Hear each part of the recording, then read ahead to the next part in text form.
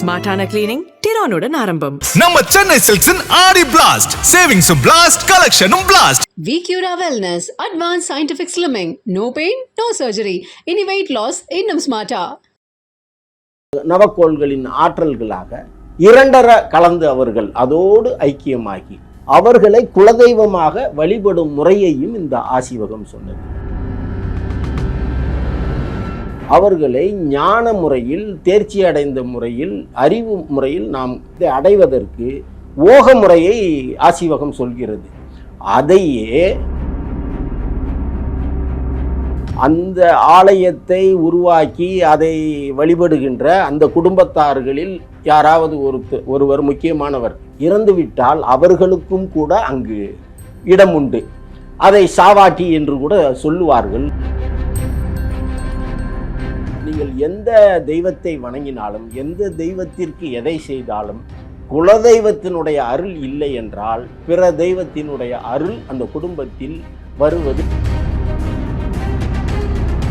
அதையும் கடந்து எனக்கு எந்த வகையிலும் குலதெய்வத்தினுடைய தொடர்பே இல்லை என்று உணர்கிறவர்கள் இந்த குலதெய்வ வழிபாட்டுக்கெல்லாம் மூலமாக இருக்கின்ற ஐயனார், பூரண ஐயனார், அந்த பூரண ஐயனார் இருக்கும் இடம், அந்த பிடிமண்ணையே வேறு ஒரு விதமாக, இப்போ உதாரணத்திற்கு அவர் ஒரு தாயத்தை அணியக்கூடிய பழக்கம் உள்ளவர் என்றால் அந்த பிடிமண்ணை தாயத்தில் கூட வைக்கலாம். வீட்டில் இருக்கும் என் பெத்த அப்பன் பார்ப்பதற்கு பரதேசியாக தெரிவதால் நான் என் கண்ணுக்கு தெரிகிற ஜமீன்கள், மன்னர்கள், அரசர்கள், நடிகர்கள் போன்று வேடதாரிகளை எல்லாம் என் அப்பனாக நான் பார்ப்பதற்கு சமம். குலதெய்வத்தினுடைய அந்த சக்தி அங்கு நான் இருக்கிறேன், கவலைப்படாதே என்றதை உங்களுக்கு உணர்த்தும் விதமாக அந்த பகுதியில் அசரீரி ஒலிக்கலாம். ஆசீவகம் பற்றி நம்ம நிறைய பேசிகிட்டு இருக்கோம். புதைந்து கிடக்கக்கூடிய நிறைய மரபுகளை மீட்டெடுக்கக்கூடிய வகையில் இன்றைக்கி ஆசீவகமும் ஒன் ஆஃப் த சமயமாக நிற்கிது. இப்போது குலதெய்வ வழிபாட்டுக்கும் ஆசீவகத்துக்கும் உண்டான தொடர்பு என்ன அப்படிங்கிற ஒரு கேள்விக்கு உங்களுடைய பதில். தொடர்பு என்று எடுத்துக்கொண்டால் ஆசீவகம் மெய்யியலை சொல்கிறது, நவக்கோள்களை சொல்கிறது, பஞ்சபூதங்களை சொல்கிறது. அதே ஆசீவகம்தான் இந்த நவக்கோள்களும் பஞ்சபூதங்களும் அண்டத்தில் மட்டுமல்ல ஒவ்வொரு பிண்டத்திற்குள்ளும் இருக்கிறது என்பதையும் சொல்கிறது. அந்த ஆசீவகம்தான் மரபு தொடர்ச்சியையும் சொல்கிறது. மனிதர்கள் எளிமையாக சொல்வது என்றால் நம் பரம்பரை தொடர்ச்சியையும் சொல்கிறது. இந்த ஆசீவகம்தான் தனது ஆய்வின் மூலம், இந்த ஆசீவக ஆய்வு அறிஞர்கள், ஐயனார்கள் தான் இந்த மரபியல் தொடர்ச்சியையும் சொன்னார்கள். இப்படி சொன்ன அவர்கள் இந்த இயற்கையின் ஆற்றலை நாம் அடைவதற்கும் பெறுவதற்கும், நம் தேர்ச்சி நிலை அடைவதற்கும் ஒருபுறம் ஓகநிலை, நேரடி பரவெளியோடு நம்மை தொடர்பு படுத்தி கொள்வது மெய்யியல் முறை.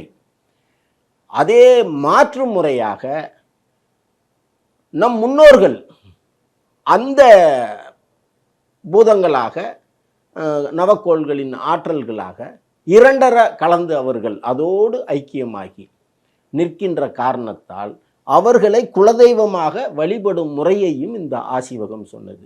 இன்னும் தெளிவாக சொல்ல வேண்டுமென்றால், நாம் அதாவது ஆசீவகத்தில் சாஸ்தா என்று சொல்கிறோம், ஐயனார் என்று சொல்கிறோம். அதாவது ஐம்பூதங்களை, இந்த ஐயும் ஆனார் என்றும் சொல்லலாம், இந்த ஐம்பூதங்களை வசமாக்கியவர் என்றும் சொல்லலாம், இல்லை இந்த ஐம்பூதங்களாக சக்தியாகவே ஆகி அதனுள் இரண்டர கலந்தவர் என்றும் நீங்கள் எடுத்துக்கொள்ளலாம். அந்த வகையில் ஐம்பூத சக்திகளாக, நவக்கோள் சக்திகளாக நமது முன்னோர்கள் இருக்கிறார்கள். அவர்களை ஞான முறையில், தேர்ச்சி அடைந்த முறையில், அறிவு முறையில் நாம் அதை அடைவதற்கும், அந்த நிலை, நல்வெள்ளை நிலை, வீடு பேற்று நிலை எப்படி வேண்டுமென்றாலும் எடுத்துக்கொள்ளலாம். இதை அடைவதற்கு ஓக முறையை ஆசீவகம் சொல்கிறது. அதையே எளிமையான முறையில் அந்த ஆற்றல்களை நாம் அடைவதற்கு நம் முன்னோர்கள் மூலியமாக அடைய முடியும். அது நமது மரபிலேயே கலந்திருக்கிறது, மரபணுவோடே இருக்கிறது.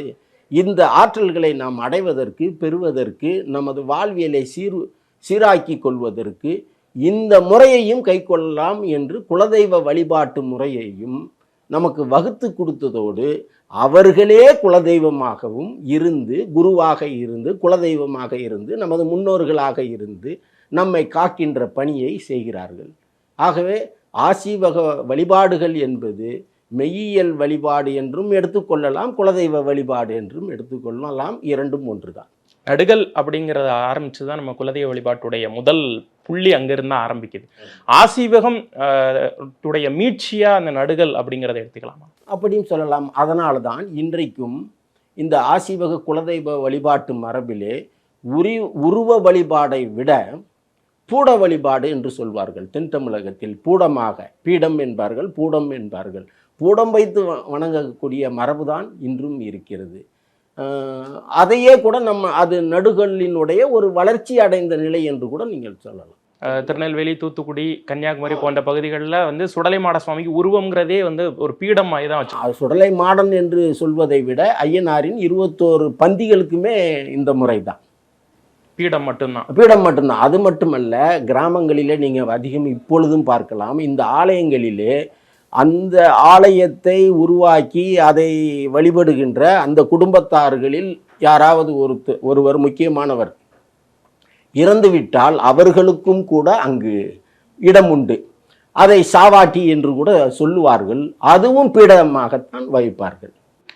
இப்போ குலதெய்வத்துடைய ஆரம்பத்தை சொன்னீங்க. இன்னைக்கு குலதெய்வ வழிபாடு எதுல நிக்குது அப்படிங்கிறத பார்க்கணும். இன்னைக்கு இருக்கக்கூடிய நவநாகரிக காலத்துல நகரத்தை நோக்கி பெரும்பாலான மக்கள் படையெடுத்துக்கிட்டு இருக்காங்க. நிறைய பேர் நகரத்திலேயே செட்டில் ஆயிட்டாங்க. வெகு சிலர் தான் ஏதாவது ஒரு வருஷத்துக்கு ஒரு தடவை குலதெய்வ கோயில் போய் ஒரு விழா எடுக்கிறது, அந்த தெய்வங்களுக்கு உண்டான விஷயங்களை செய்யறது அப்படின்ட்டு இருக்காங்க. பெரும்பாலான மக்கள் குலதெய்வம் யாரு அப்படிங்கிறதையே மறந்து போன நிலையில தான் இருக்காங்க. இப்படி குலதெய்வம் யாருன்னு மறந்து அவங்களுடைய தலைமுறைகள் கடந்து குலதெய்வமே தெரியாதவங்களுக்கு எப்படி குலதெய்வத்தை கண்டுபிடிக்கிறது? ஏதாவது எளிய வழிமுறை இருக்கா? அப்படி அவங்க குலதெய்வத்தை மனதில் நினைத்து வீட்டில் ஏதாவது பூஜை பண்ணலாமா? நிச்சயமா பண்ணலாம். குலதெய்வம் ஒரு குடும்பத்தில், அதாவது ஆசீவகம் மெய்யியலை சொல்கிறது என்று சொன்னேன். இந்த ஐம்பூதங்களை நவக்கோள்களை சொல்கிறது என்று சொன்னேன். இந்த வரிசையில்தான் ஆசீவகம் உருவாக்கி தந்த நூல்கள் தான் 9 வான்கதிர், 5 உண்மைகள். இப்போ இந்த 9 வான்கதிர்களும் 5 உண்மை என்ற நூலும் கூட நாம் சொன்னதைத்தான் சொல்கிறது. இப்போ ஒரு குடும்பத்தில் குலதெய்வம் இருக்கிறது இல்லை என்பதை கூட, உதாரணத்திற்கு இப்போ உங்களுடைய குலதெய்வம் உங்களுக்கு வலுவாக இருக்கிறதா இல்லையா என்பதை உங்களுடைய பிறப்பியத்தை, அதாவது ஜாதகத்தை பார்த்தாலே அதே கூட காட்டி கொடுக்கும். அதன் அடிப்படையில் பார்த்தாவே குலதெய்வம் இருக்கிறது, வலுவாக இருக்கிறது, இல்லை மறைந்திருக்கிறது, அது பலமில்லாமல் இருக்கிறது என்பதை நாம் காண முடியும். அப்படி நாம் கண்டு அந்த குலதெய்வத்தை குடும்பத்தில் மூத்தவர்கள், ஒரு தலைமுறை 2 அவர்களுடன் தொடர்பில் நமது குலதெய்வத்தை கண்டுபிடிக்கக்கூடிய வாய்ப்பு இருந்து அந்த குலதெய்வத்தை முறையாக வணங்குபவர்களுக்கு பல நன்மைகள், அந்த குடும்ப முன்னேற்றங்களை நாம் பார்க்க முடிகிறது. பொதுவாகவே நமது மக்களிடத்திலே இருக்கிற நம்பிக்கை என்றும் சொல்லலாம், உண்மை என்றும் சொல்லலாம். நீங்கள் எந்த தெய்வத்தை வணங்கினாலும், எந்த தெய்வத்திற்கு எதை செய்தாலும் குலதெய்வத்தினுடைய அருள் இல்லை என்றால் பிற தெய்வத்தினுடைய அருள் அந்த குடும்பத்தில் வருவது கடினம் என்பது சொல்லப்படுகின்ற சொல்லாடல் மட்டுமல்ல, மெய்யிலும் மெய்யான உண்மை. இதுதான் உண்மை. அப்போது இது போன்ற நிலையை உணர்ந்து ஒருவர் தனது குலதெய்வத்தை மீண்டும் நான் வணங்க வேண்டும் என்று நினைத்தாலோ, அதற்கான முயற்சி எடுத்தாலோ, அந்த குலதெய்வங்களே தன்னுடைய இருப்பையும் தன்னுடைய திருநாமத்தையும் வெளிப்படுத்துகின்ற அற்புதங்களும் கூட இந்த குலதெய்வ வழிபாட்டு முறையிலே இருக்கிறது. அதையும் கடந்து எனக்கு எந்த வகையிலும் குலதெய்வத்தினுடைய தொடர்பே இல்லை என்று உணர்கிறவர்கள் இந்த குலதெய்வ வழிபாட்டுக்கெல்லாம் மூலமாக இருக்கின்ற ஐயனார், பூரண ஐயனார், அந்த பூரண ஐயனார் இருக்கும் இடம் தென் தமிழகத்திலே பொதிகைமலையிலே சொரிமுத்து ஐயனாக வீற்றிருக்கிறார். அவர் மூலாதார ஐயப்பனாகவும் ஐயனாராகவும் மூல ஐயனாராகவும் இருக்கிறார். அப்படிப்பட்ட தமிழ் மக்கள் குலதெய்வத்தினுடைய அருள் பல தலைமுறையாக கடந்து விட்டது, இல்லை ஏதோ ஒரு சூழ்நிலையில் அருந்து விட்டது என்ற நிலையில் இருப்பவர்கள் அந்த சொரிமுத்து ஐயன் கோயிலுக்கு சென்று வணங்கி அங்கிருந்து பிடிமண் கொண்டந்து அவர்கள் வசிக்கின்ற பகுதியில் வைத்து தனது குலதெய்வமாக தனது முன்னோர்களில் ஒருவருடைய திருநாமத்தையே கூட அதற்கு சூட்டி வணங்கும் பொழுது அந்த அருந்து மறைந்து இருந்த குலதெய்வம் அங்கு சத்தியமாக குடிகொண்டு அந்த குடும்பத்திற்கு வழிநடத்துவதோடு மட்டுமல்லாமல் பல தன் இருப்பை உணர்த்துகின்ற அற்புதங்களையும் காட்சிகளையும் கூட அவர்கள் காண முடியும். இப்போ இந்த பிடிமண் சொன்னீங்க இல்லையா, இந்த பிடிமண்ணை வந்து எடுத்துட்டு வந்து வீட்டில் வைத்து வழிபடுறது வந்து ஏற்புடையதா? ஏன்னா வந்து வீடு அப்படிங்கிறது வந்து எல்லாமே புழங்கக்கூடிய ஒரு விஷயமா இருக்கும். நமக்கு அசைவம் சமைப்போம், ஒரு இல்லறத்தில் இருப்போம். அப்போ இந்த பிடிமண் அப்படிங்கிறது வந்து ரொம்ப புனிதமான ஒரு விஷயம் இல்லையா? அதை வீட்டில் வைத்து வணங்குவது சரியா? வீட்டில் வைத்து வணங்குவது இந்த கேள்விக்கு இப்போ நகரப்பகுதியில் இருப்பவர்களுக்கு இந்த சிக்கல் வரும். அதுவும் நகரப்பகுதியில் வாடகை வீட்டில் இருப்பவர்களுக்கு இந்த சிக்கல் வரும். சொந்த வீட்டில் போதிய குடியிருப்பு பகுதி போக புலங்கு பகுதி என்று தனியாக வைத்திருப்பவர்கள், தோட்டப்பகுதி என்று தனியாக வைத்திருப்பவர்களுக்கு இந்த பிரச்சனை கிடையாது. நிச்சயமாக அங்கு அவர்கள் அந்த குலதெய்வத்திற்கென்று ஒரு இடத்தை ஒதுக்கி வழிபடும் பொழுது அந்த குலதெய்வம் அங்கு குடிகொண்டு அந்த குடும்பத்திற்கு எல்லா வகையிலும் துணை நிற்கும் என்பது உண்மை. அந்த வாய்ப்பு இல்லாதவர்கள் வீட்டிலே வைத்து பூஜை அறையிலே வைத்து வணங்குவது, நேரடியாக வைத்து வணங்குவது என்பதில் சிக்கல் இருக்கிறது.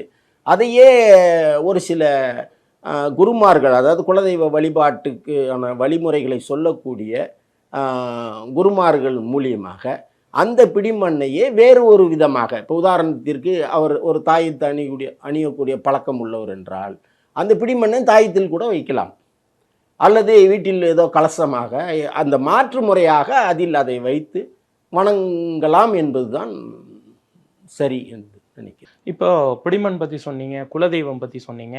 குலதெய்வம் மறந்தவங்களுக்கு சொரிமுத்து ஐயனார் கோவில் போனால் குலதெய்வம் திரும்பி அந்த அருள் வந்து கிடைக்கும் அப்படின்னு சொன்னீங்க. இப்போ குலதெய்வமே இருக்கு, நான் குலதெய்வத்தை கும்பிடல, வேற எங்கெல்லாமோ சுற்றிட்டு வர்றேன் அப்படிங்கிறவங்களுக்கு வாழ்க்கையில் குடும்பத்தில் என்ன மாதிரியான சிக்கல்கள் உருவாங்க? ஏன்னா நம்ம வீட்டில் இருக்க ஒருத்தரையே வந்து நம்ம கவனிக்கலை, நம்ம ஊரெல்லாம் சுற்றுறோம், உலகெல்லாம் சுற்றுறோம், ஆன்மீகங்கிறோம். அந்த மாதிரியான குடும்பங்களுக்கு நீங்கள் சொல்லக்கூடிய அட்வைஸ் என்ன? குலதெய்வம் இருப்பது தெரிந்து புறக்கணித்து வெளியே இருப்பவர்களையும் கூட நாம் இதை ஒரு இந்த சமயம் சார்ந்து தேடல்களில் இருப்பவன் என்பதால் இதை ஒரு ஆய்வாகவே கூட நான் தொடர்ந்து பல குடும்பங்களில் பார்த்து வருகிறேன். இப்பொழுது அது சார்ந்த விழிப்புணர்வு மேலோங்கி வருவதையும் காண முடிகிறது. இப்படி புறக்கணித்தவர்கள் எல்லாம் எந்தெந்த கோயிலுக்கோ பெருந்தெய்வம் என்று பல ஆலயங்களுக்கு செல்வார்கள், பல ஆயிரக்கணக்கில் செலவழிப்பார்கள், எல்லாம் செய்வார்கள். இதெல்லாம் எப்படி இருக்கிறது என்றால், வீட்டில் இருக்கும் என் பெத்த அப்பன் பார்ப்பதற்கு பரதேசியாக தெரிவதால் நான் என் கண்ணுக்கு தெரிகிற ஜமீன்கள், மன்னர்கள், அரசர்கள், நடிகர்கள் போன்று வேடதாரிகளை எல்லாம் என் அப்பனாக நான் பார்ப்பதற்கு சமம். ஆனால் எத்தனை அப்படி அப்பனுங்களை பார்த்தாலும் என் பெத்த அப்பன் தான் எனக்கு அப்பன், மற்ற அப்பனெல்லாம் எனக்கு அப்பன் ஆக முடியாது. இதை உணர்ந்து உண்மையிலேயே தன்னை பெற்ற முன்னோர்கள், தாய்க்கும் தகப்பனுக்கும் கூட உரிய முக்கியத்துவம் தந்து பேணி காக்கும் பொழுது நமது வாழ்வை செம்மை அடையும். அதுபோல இந்த குலதெய்வத்தை கடந்து நிற்பவர்கள் அதை உணர்ந்து அந்த குலதெய்வத்தை சரணடைந்து அதை மீண்டும் வணங்குவார்களே ஆனால் அவர்கள் பல நிலைகளில் சிறப்படைவதையும் நாம் பார்க்க முடிகிறது. சரி, அப்படி இருப்பவர்கள் அதை உணராமலேயே இருக்கிறார்கள் என்றால் அவர்களுக்கு என்ன நடக்கும்? இது உங்களுடைய கேள்வி. நிச்சயமாக அந்த குடும்பத்தில் ஒருவருக்கொருவர் ஒற்றுமை குலைந்திருப்பதை நாம் பார்க்க முடியும். குடும்பத்தில் சண்டை சச்சரவுகள் இருப்பதை காண முடியும். சரியான முடிவுகளை எடுப்பதில் பிரச்சனை இருப்பதை பார்க்க முடியும். அதுபோல் அந்த குடும்பத்தில் மங்கள காரியங்கள், திருமணம், வேலை, நல்ல வேலை கிடைப்பது, நல்ல கல்வி அமைவது, இப்படி நீங்கள் எதை எடுத்துக்கொண்டாலும் அதில் தடை இருக்கும் அல்லது பிரச்சனை இருக்கும். அப்படி அமைந்தாலும் நமக்கு முழு நிறைவு இருப்பதில் சிக்கல் இருக்கும். உதாரணத்திற்கு, உங்களுக்கு நல்ல வேலை கிடைத்து விட்டது, எதிர்பார்த்த வேலை கிடைத்து விட்டது, ஆனால் அதற்கேற்ற ஊதியம் பிரச்சனை இருக்கும். அல்லது ஊதியம் நீங்கள் எதிர்பார்த்த அளவுக்கு கிடைத்து விட்டது, ஆனால் அந்த இடத்தில் உங்களுக்கான சரியான முக்கியத்துவம் இருக்கிறதா என்றால் இருக்காது. இப்படி ஏதோ ஒரு வகையில் பிரச்சனைகள் தொடர்ந்து கொண்டே இருக்கும். அதை என்னைக்கு உணர்ந்து இந்த குலதெய்வத்தை நீங்கள் மீண்டும் நினைக்க ஆரம்பிக்கிறீர்களோ, அந்த குலதெய்வத்தினுடைய ஆற்றலும் அருளும் வெளியே இல்லை, உங்களுக்குள்ளே இருக்கிறது. தூங்கி கொண்டிருப்பது விழிப்படைய ஆரம்பிக்கும். உங்கள் வாழ்வு அன்றிலிருந்து செம்மையடைய துவங்கும் என்பது அனுபவ உண்மை. சிறுநகரங்களாகட்டும் பெருநகரங்களாகட்டும் குலதெய்வம் இருக்கிறதை விட்டு 100-200 கிலோமீட்டர் தள்ளி இருக்காங்க, பல 100 கிலோமீட்டர் தள்ளி இருக்காங்க. உடனடியாக போய் குலதெய்வ கோயிலை போய் நிற்கிறதோ இல்லை அவங்கள்ட்ட இருந்து ஒரு சுபகாரியத்துக்கு உத்தரவு வாங்குறதோ அதெல்லாம் செய்ய முடியாதவங்க வீட்டில் எளிமையாக என்ன பண்ணலாம்? என்ன மாதிரியான ஒரு பூஜை? குலதெய்வத்திற்கு எந்த குலதெய்வமும் நீ என் எல்லைக்கு வந்தே ஆகணும், என் காலில் உளுந்தே ஆகணும் என்றெல்லாம் விரும்பினால் அது குலதெய்வம் இல்லை. எந்த குலதெய்வமும் அப்படி நினைக்காது. உங்களை பெற்ற எந்த தாயும் தகப்பனும் நீ என் பக்கத்திலே இருந்தால்தான் நீ எனக்கு செய்ததற்கு சமம், தூர இருந்தால் செய்வதற்கு சமம் என்று நினைக்க மாட்டார்கள். எங்கிருந்தாலும் நன்றாக இருக்க வேண்டும், எங்கிருந்தாலும் நம்மை நினைக்க வேண்டும் என்ற ஆதங்கம் உண்டு பெற்றோர்களுக்கு. அதுபோல்தான் குலதெய்வமும் கூட. நீங்கள் எங்கிருந்தாலும் சரி, அந்த குலதெய்வம் இருக்கும் திசையை நோக்கி அதன் திருநாமத்தை உச்சரித்து இருக்கும் இடத்திலேயே நீங்கள் உள்ளார்ந்த அன்போடு, அதற்கு பெரும் படையல் தேவையில்லை, பொருட்செலவு தேவையில்லை, ஆடை ஆபரணங்கள் தேவையில்லை, எந்த எதிர்பார்ப்பும் குலதெய்வத்திற்கு இருக்காது. நீங்கள் உண்மையாக ஒரு நொடியாவது அவர்களை நினைக்கிறீர்களா என்றுதான் அவர்கள் எதிர்பார்ப்பார்கள். அப்படி நீங்கள் செய்யக்கூடிய காரியங்களை போவதற்கு வாய்ப்பு இல்லாதவர்கள் தங்கள் இல்லங்களிலேயே இருந்து உங்கள் பூஜை அறையில் அந்த தெய்வத்துக்கான உருவம் கூட தேவையில்லை, ஒரு கற்பூரத்தை ஏற்றி வைத்து அந்த குலதெய்வத்தின் இருக்கின்ற திசையை கற்பனையாக அந்த திசையை நோக்கி கையெடுத்து வாய்ப்பு தரும் பொழுது, நீ அழைக்கும் பொழுது, அதற்கான சந்தர்ப்பத்தையும் சூழ்நிலையும் நீ ஏற்படுத்தி தரும் பொழுது, இந்த குடும்பத்தை வழக்கப்படி முன்னோர்கள் வகுத்து தந்த வழியில் உனக்கு செய்ய வேண்டியதை உன் எல்லையிலே நான் கண்டிப்பாக செய்கிறேன். இப்பொழுதுக்கு அந்த வாய்ப்பு இல்லாததால் இங்கிருந்தே நான் நினைக்கிறேன், எனக்கு இது நடக்க வேண்டும் என்று நீங்கள் நினைத்தால் அந்த காரியம் நடக்கும். குலதெய்வத்தின் அருள், குலதெய்வத்தினுடைய அந்த சக்தி அங்கு நான் இருக்கிறேன், கவலைப்படாதே என்பதை உங்களுக்கு உணர்த்தும் விதமாக அந்த பகுதியில் அசரீரி ஒலிக்கலாம். வேறு ஏதாவது உங்களுக்கு உங்கள் நம்பிக்கை சார்ந்த அடிப்படையில் உங்களுக்கு உணர்த்துதல் நடந்தே தீரும். ஆகமங்கள் விதிகளுக்குட்பட்ட கோயில்கள் நிறைய நம்ம பெரு தெய்வங்கள் இருக்கக்கூடிய கோயில்கள்லாம் நம்ம பார்க்குறோம். அங்கே நிறைய விதிமுறைகள் இருக்கு. சட்டை அணியக்கூடாது அப்படின்னு சொல்லிட்டு விதிமுறைகள், பெண்கள் சில நாட்களுக்கு அங்கே போகக்கூடாது, எந்த விதமான தெய்வீக காரியங்களில் ஈடுபடக்கூடாது அப்படின்னு நிறைய விதிமுறைகளை அடுக்கி வச்சிருக்காங்க. குலதெய்வ கோயிலுக்கு தீட்டு இருக்கா? மனிதனே மனிதனுக்காக மனித உருவத்தையே ஆகமம் என்று ஆக்கி அந்த உருவத்தின் அடிப்படையில் ஆலயங்களையும் கூட தலை, கழுத்து, கை, கால் என்று அங்கே உருவகப்படுத்தி அந்த உருவக அடிப்படையில் அமைக்கப்படுவதுதான் இந்த பெருங்கோயில்கள். அப்படி அமைக்கப்பட்ட கோயில்களில் ஆகமம் என்பதெல்லாம் இன்றைக்கு புகுத்தப்பட்டு திணிக்கப்பட்டு கடைபிடிக்கப்பட்டு வருகிறது. ஆனால் குலதெய்வத்திற்கு இது எதுவும் கிடையாது. இது எதுவும் அவசியம் இல்லை. ஆகம முறையை நீங்கள் குலதெய்வ கோயில்களை பார்த்தால் எந்த கோயிலும் இவர்கள் சொல்கின்ற அந்த உருவ அடிப்படையிலான ஆகம அடிப்படையில் எந்த கோயிலும் இருக்காது. இவற்றிற்கு அந்த முறைகள் அவசியம் கிடையாது. இது இது முழுக்க முழுக்க குலதெய்வம் என்பது சீவ அடிப்படையிலான வழிபாட்டு முறை. சீவன் வழிபாட்டு முறையை கடைபிடிக்கின்ற அந்த காரணத்தால் தான் இந்த குலதெய்வ வழிபாட்டு முறை சமயத்திற்கு கூட சீவ அகம் ஆசீவகம் என்ற பெயர் கூட அங்கிருந்து தான் வந்தது. ஆகவே இதற்கு ஆகமங்கள் என்பது முக்கியமல்ல. இந்த குலதெய்வ வழிபாட்டிலே பெண் தெய்வத்தை நீங்கள் பார்க்கலாம். அதை வர்ணித்து பாடுபவர்கள் வாடியம்மா என்று கூட டீ போட்டு அழைப்பார்கள் தாயை. ஆனால் அவள் வருவாள், காட்சி கொடுப்பாள், அருளாடுவாள், மருளாடுவாள், வாக்கு கொடுப்பாள். அதுபோலத்தான் குலதெய்வ வரிசையில் இருக்கிற கருப்பனையோ சுடலை மாடனையோ வாடா மாடா என்றால் வருவான், வாடா கருப்பா என்றால் வருவான். இதற்கே இது ஆகமம். அப்படி அழைக்கும் பொழுதே அந்த அழைப்பில் ஆத்மார்த்த உண்மையான அடிவயிற்றில் இருந்து நீங்கள் அவரை நேசித்து அழைக்கிறீர்களா என்றுதான் அந்த தெய்வங்கள் பார்க்குமே தவிர அதை கூட குறை நிறை பார்த்து வராது. இது அப்படி நீங்கள் அடி வயிற்றிலிருந்து உண்மையாக அழைக்கிறீர்கள் என்றால் உங்கள் அழைப்பிற்கு அடுத்த நொடியில் வந்தேன் என்று அருளாடி மருளாடி வாக்கு சொல்லி தன் இருப்பை நிரூபிக்கக்கூடியது தான் குலதெய்வங்கள். நிறைய விஷயங்கள் குலதெய்வத்தோட நிறைய விஷயங்கள் குலதெய்வங்கள் பற்றி அறியாத நிறைய விஷயங்கள் எங்களோட பகிர்ந்துக்கிட்டீங்க. ரொம்ப நன்றி.